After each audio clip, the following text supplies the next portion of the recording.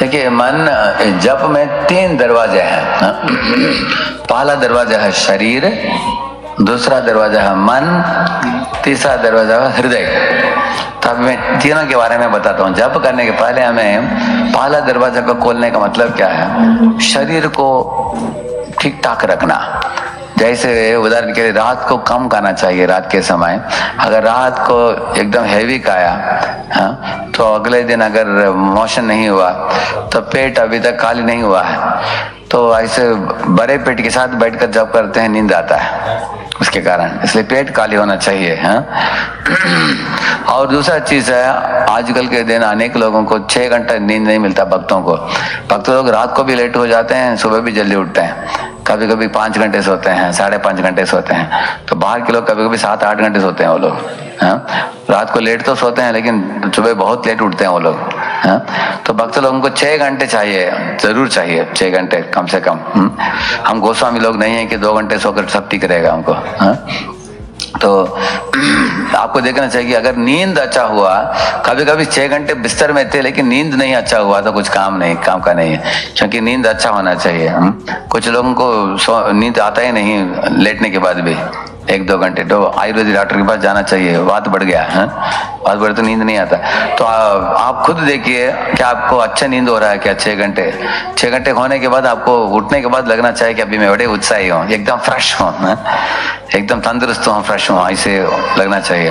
प्रभुपाद जी के डॉक्टर ने भी बोला प्रभुपाद जी को, ये स्वामी जी बैठकर बोलते रहते हैं, कभी चलते नहीं है बोला, इसलिए आपको 1 घंटा चलना चाहिए। अगले दिन से प्रभुपाद चालू किया मॉर्निंग वॉक, हर दिन 1 घंटा चालू कर दिया प्रभुपाद जी।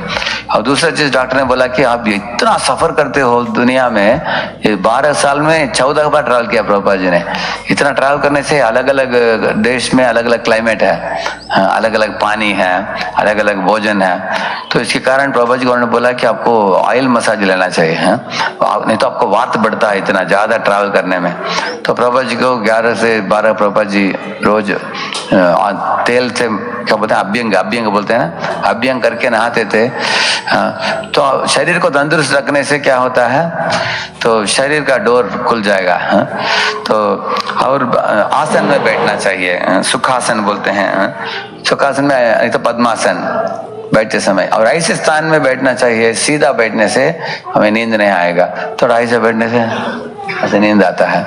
इसलिए अलग आसन सिखाया गया। पहले हम प्राणायाम करते हैं और यम नियम प्राणायाम आसन इत्यादि करते हैं तैयारी के लिए। ये सब शरीर के दरवाजा है, पहला दरवाजा। और भोजन भी सात्विक भोजन करना चाहिए। आहार शुद्ध हो सत्व शुद्धि, सत्व शुद्ध हो ध्रुवा स्मृति, स्मृति लंबे ग्रंथि नाम विप्रमोक्ष बताया गया। जैसे अगर गाय का दूध पीते हो तो आपका मस्तिष्क एकदम मजबूत बन जाता है, एकदम तीक्ष्ण हो जाता है बुद्धि। शास्त्रों को आप याद कर पाओगे और श्लोकों को याद कर सकते हैं देशी गाय का दूध पीने से। अगर भैंस का दूध पिएंगे तो मोटे हो जाएंगे। भैंस का दूध हमको मोटा करता है, गाय का दूध बुद्धि को तीक्ष्ण करता है, ऐसा बताया। तो इस तरह सात्विक आहार, जैसे शाकाहारी भोजन भगवान को भोग चढ़ाकर वही खाना चाहिए, और वो भी ज्यादा मात्रा में नहीं खाना चाहिए, और वो भी ऐश्वर्यशाली नहीं खाना चाहिए, बहुत तीखा नहीं खाना चाहिए, सात्विक खाना चाहिए।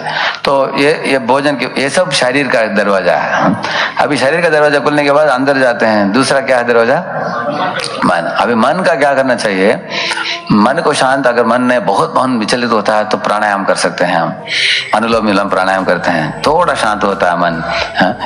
तो मन शांत चाहिए हमको जप करते समय। नहीं तो अगर जप करते समय भूतकाल के संशय मन में आते हैं, नहीं तो भविष्य के बारे में सोच कर चिंता होता है। तो ऐसे बताया गया है कि मन की पक्षी जो है उसके 2 पंखे हैं, उड़ता है क्या, एक भूतकाल है एक भविष्य काल है। ऐसे ऐसे हिलाते ऊपर उठता है वो, तो दोनों को काट तो नीचे आ जाता है वो।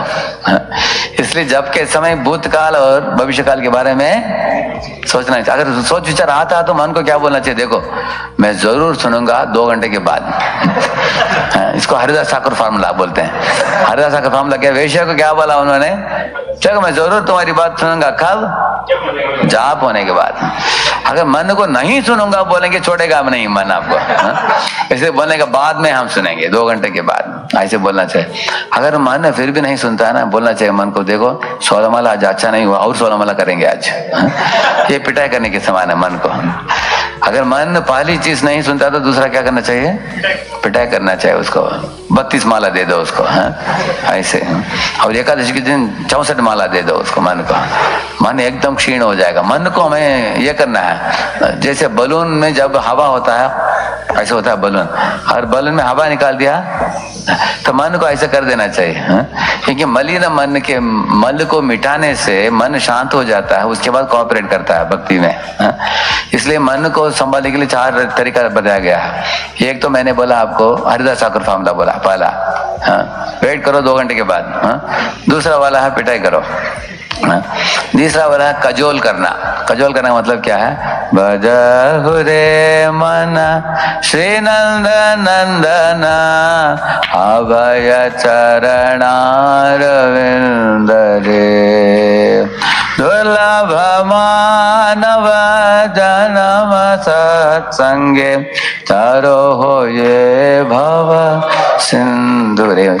हे प्रिय मन, थोड़ा सुनो, भजो रे मन, भगवान गोविंद का नाम भजो। क्यों? तुमको मानव शरीर मिला है, बहुत दुर्लभ है। जैसे बच्चे को समझ जाते हैं ना, बच्चे को कभी बुलाकर गोद में बिठाकर उनको तो मिठाई खिलाकर बोलते हैं, बच्चा शरारती मत करो, बैठकर पढ़ाई करो, मैं लॉलीपॉप दूंगा तुमको। ऐसे बच्चे को समझ जाता है ना, ऐसे करना पड़ेगा मन को भी कभी। अगर मन ऐसे कजोल करने पर सुनता नहीं तो पट पट मारना चाहिए उसको। अब उसके लिए क्या करना चाहिए? 32 माला, 64 माला, डर जाएगा मन, है ना। एक दिन माला अच्छा नहीं हुआ तो 4 माला और कर लेना चाहिए। तो इस तरह या तो कजोल करना, नहीं तो ये करना। और चौथा क्या है, दूसरा मार्ग है, मन को इग्नोर करना। इग्नोर मतलब नकारना। जैसे कभी कभी एक छोटा लड़का क्या करता है, ये बच्चे ये करते हैं ट्र ट्र ट्र ट्र ट्र करते हैं, देखा आपने? आवाज करता है। और ये दादाजी लेटे हैं, बोलते हैं ए आवाज मत करो, बोलते हैं। वो इधर से उधर आता है, ड्र ड्र ड्र उधर करता है। तो उसको दादाजी की चिल्लाना कैसे लगता है? अच्छा लगता है। ही करते हुए ड्र ड्र करता है। लेकिन दादाजी को क्या करना चाहिए? उसको नकार देना चाहिए। ड्र ड्र कर रहा है ना, ऐसे उधर आकर ड्र ड्र कर रहा है, ऐसे देखने से वो चला जाएगा। वो उसको परवाह ना करने से चला जाएगा। इस तरह मन बड़ा तमाशा कर रहा है, जैसे बंदर की ऐसा करता है, आप ऐसे सर मुड़ लो, वो चला जाएगा वो। ये चौथा मार्ग है। तो मन को इस तरह, मन के दरवाजों को हम खोल सकते हैं ना। ये दूसरा। तो 2 चीज बोला मन को, 4 चीज करके मन को संभालो, और भूतकाल और भविष्य काल के पंखों को काट दो, और अभी के स्तर पर रहो और नाम जपना। और ये तो सरल चीज मत होते हैं, और भी है मन के संबंध में यम नियम पालन करना चाहिए। ये बताया गया है ना, अहिंसा सत्य अस्तेय ब्रह्मचर्य अपरिग्रह यमाह शौच संतोष स्वाध्याय ईश्वर प्रणिधानी जप नियमाह। तो ये 10 आइटम है यम नियम, ये अष्टांग योग में। तो उसको समझने के लिए टाइम लगेगा, लेकिन ये 10 आइटम अगर आप करेंगे, मन एकदम शांत हो जाएगा। उसके बाद मन का दरवाजा खुल जाएगा। और तीसरा दरवाजा क्या है? हृदय। वो खोलने की क्षमता हमारे पास नहीं है। अभी ये जो ऑल्टर है, अंदर से खुलता है, बाहर से खोलते हैं। तो अंदर जब प्रेरणा देंगे भगवान पुजारी को, खोलो अभी, तब खोलेगा वो। इसलिए तीसरा दरवाजा खोलने के लिए हमें नम्र बनना पड़ेगा। तृणादपि शुनीचेन तरोरपि सहिष्णुना अमानिन मानदेन कीर्तनीय सदा हरि। ये 4 गुणों को हम हासिल करेंगे तो तीसरा दरवाजा खुल जाएगा, तब जप अच्छा होगा।